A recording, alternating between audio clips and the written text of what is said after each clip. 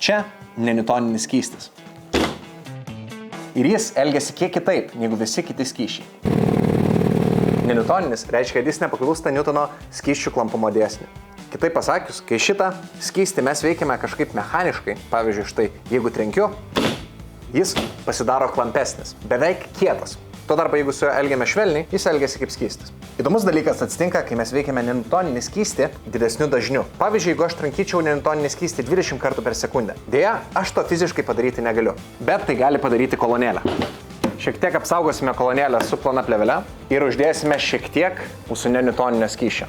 Jeigu paleidžiame aukštą dažnį, nieko nevyksta.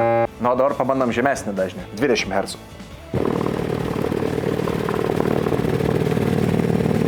Ir mūsų nenitoninis skystis ima elgtis labai keistai. Jis ima atrodyti lyg sielos besiverdžiančios iš pragaro. Tai galite padaryti ir namuose, jeigu turite kolonėlę, kurios negaila ir šiek tiek plėvelės. Aišku, reikia ganėtinai daug galios. Nenitoninį skystį galite pasidaryti patys labai lengvai. 2 dalis krakmolo, 1 dalis vandens.